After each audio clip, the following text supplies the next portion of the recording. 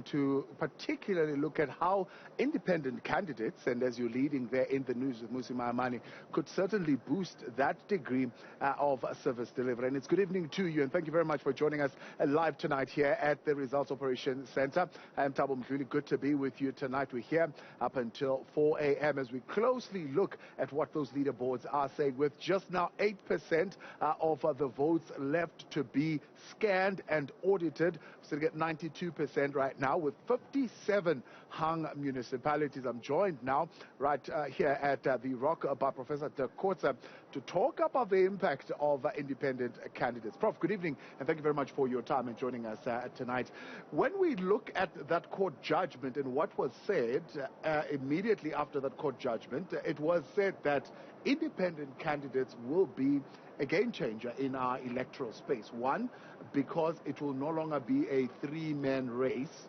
There will be more for people to choose from. But not only that, that it might even deal with the question of voter apathy. Those apathetic voters might now find new impetus to participate in this democratic process.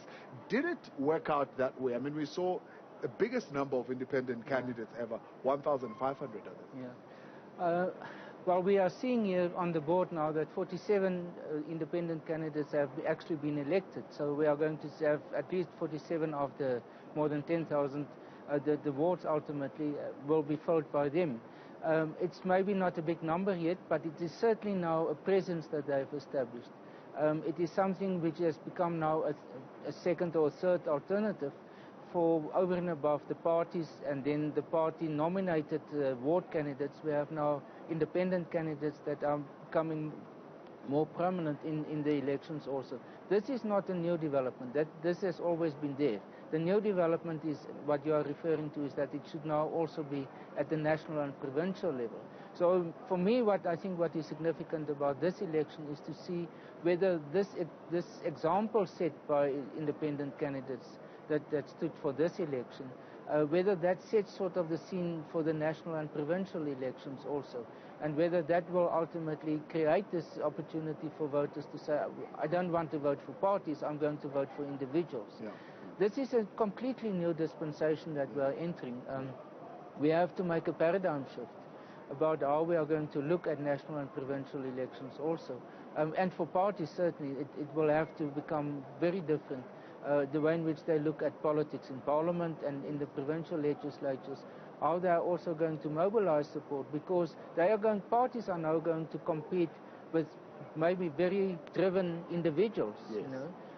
And they will does that make for a party to, I suppose, maybe change its approach or even its strategies? Because some of these independent guys are some of those maybe even disgruntled ANC members who were kicked out of the party and they felt they were done under, and then they went and started their own kind of movement or independent movement and managed to actually win wards, like the guys in Mangaung who actually successfully contested the elections and won a couple of wards. Does that then say to the big political parties that there needs to be a change in strategy?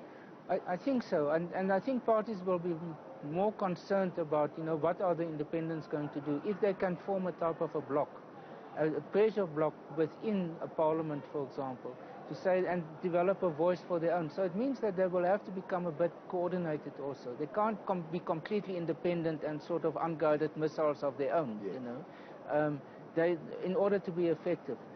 However, the challenge for them will be, when decisions are taken in Parliament, for example, or even in local authorities. Take, for example, when they have to vote on a budget. Because there's only a yes or no. Yeah. There's not a third position. And then the question will be, how are they going to relate to that process? Will they be able to have an influence in the way in which a budget, for example, for a metro or for a local council or even in Parliament is going to be composed, and whether the interest of their constituency will be reflected in that. So that's going to be the challenge. At the same time, I think it's going to also be a question of whether they are not seen as opportunistic, that they are there for their own purpose, and that they develop, it's sort of well-known people maybe, but they are not necessarily there for their constituencies. Because in the national and provincial dispensation, those constituencies will be large. Right. It will be 100,000 or more people. Right. And it will be very difficult for them to be able to develop that relationship of accountability. Take, for example, at the moment, for this election, these ward candidates must do the same. They must be in a position of direct contact with their voters in the wards. And these wards are much smaller. They must establish a ward committee. Now with this new legislation, the Public Administration Amendment Act, it must be established within the first 120 days. Every quarter they must have a meeting with their wards. How many times do that happen? So we have almost a perfect system for accountability. Right. We have the independent representatives or candidates, but the current system at local level, which is designed for accountability, is not used for accountability. Now that brings then the other question of the various hurdles that independent candidates had to deal with prior to these elections, but also even thereafter, as you mentioned, things that they are going to have to deal with. I mean, even as I hear you now, that question of infrastructure is going to be quite key. That question of resources is going to be quite key for them to be able to sustain and keep on engaging with the communities and doing exactly what they need to do. Now, if you look at the board, it will tell you that the 47 independent candidates, as compared to the other independents that are within political parties or civic movements, have done much better than those who actually just went purely at it on their own. How does that then read into them carrying out their work now as councillors? Well, I think ironically in the smaller towns and so on, these smaller organizations are much more prominent than in the metros. So the testing ground for if these systems or this phenomenon is going to work is not going to be in Tshwane or Johannesburg or Cape Town, but in Beaufort West or Laingsburg or Prince Albert or in Makanda or these places. And they will hopefully set a sort of a new way of politics. It's not exactly new, because there are already these organizations for quite some time. ICOSA, for example, is quite an established political movement already in Beaufort West and other towns. And they have played their role in being another option in terms of local politics. But I think what will be necessary for them is, because they come from civil society, it poses, in a sense, a problem, because now when they become part of political society, and that sense of where they were effective in civil society as focused on specific issues, they must now convert themselves into sort of political movements or political organizations. And that's the test, whether they are going not to become prone to the ills of political parties. And we've seen some of these things that are happening. So I would say that if there are really independent representatives, ward councillors, they might be able to join together and form a type of independent formation or group, which can become quite a voice. And I hope it's going to spill over into the metros and the bigger towns also, because at the moment that's the weakness of this approach, is that they are not very much present here in the metros. And therefore we don't know what's the impact of independence on a broader scale. Absolutely. Prof, let's talk about the political parties. Something very interesting that is occurring there as part of the numbers that we are seeing right now. If you look at 92% of the voting districts that have been counted, when you look at the number of seats allocations, the African National Congress in wards, it has 2,915 of the 3,841. But if you look at the PR vote, it's got 926. Economic freedom fighters, if you look at the total number of votes that they got, in number of seats, shall I say, 699. In wards, they've got 17 seats. PR, they've got 682. Look at the Democratic Alliance. Out of 1,119 seats that they got in total, 584 ward, 534 PR. That's significant, right? It tells a story. Yes, it does. And what we can see is that there's sort of two trends. The one is with parties that depend on proportional representation in order to get their seats. And then other parties, and that's especially the ANC and the IFP, they concentrate on the wards, which means that they are able to concentrate their support in specific areas, and therefore they can gain the majority in these wards. The EFF on the other hand and the Freedom Front Plus on the other hand don't have these concentrated support. So their support is spread across a town or city, and they accumulate that in the form of PR representation. So it's actually two models, two approaches in order to, and the question is which one of the two ultimately is the most effective. Right. Talk of which one of the two is ultimately effective.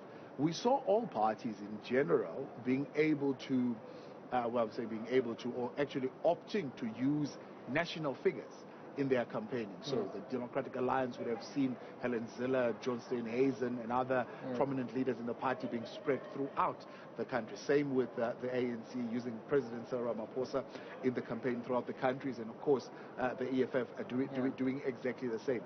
However, with the Democratic Alliance, it seems to have also translated in wards where the voters are able to associate with the ward councillor and give them the type of ward vote while still being able to get a sense of the PR vote as well. With the ANC, it worked the other way around where the wards got more, but the national broader campaign, I suppose, didn't get them as much PR seats as, for example, what you're seeing in the EFF. Does that campaign strategy play into that?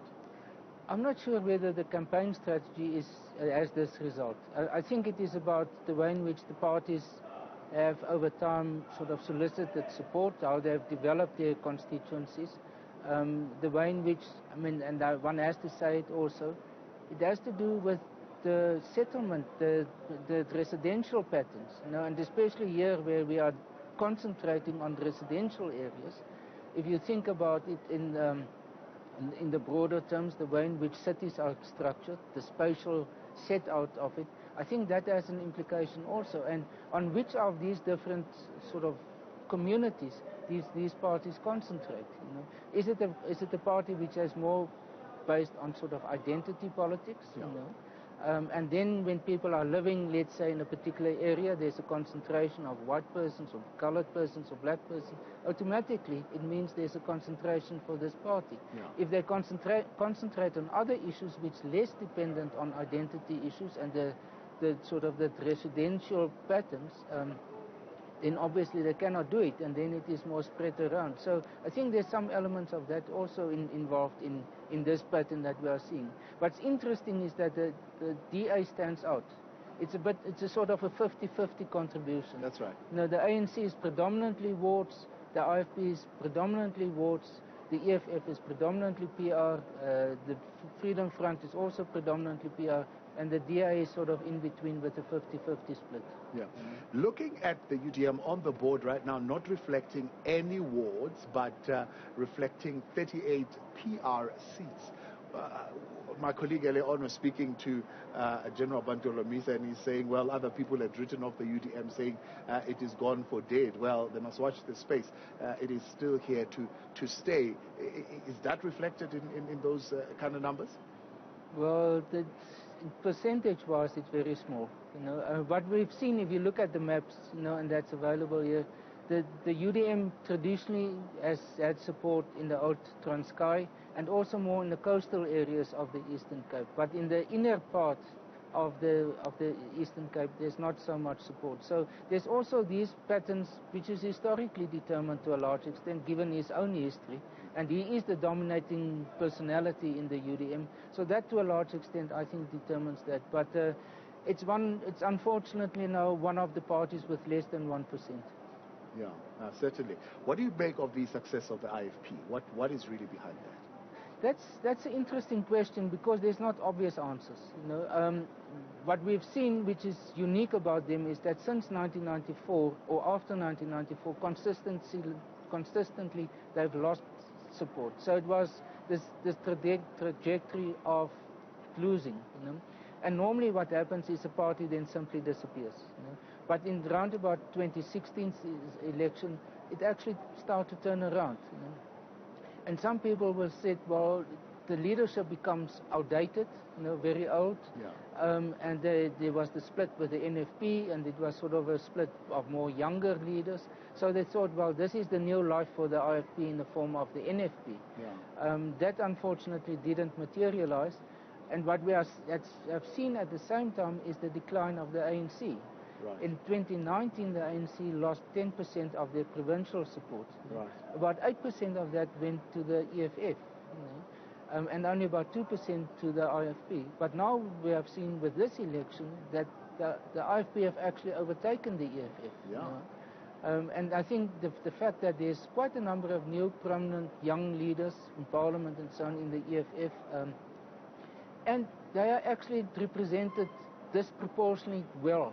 Yeah. In Parliament, the role that they are playing. They are sometimes seen as sort of the peacemakers in Parliament, Yes.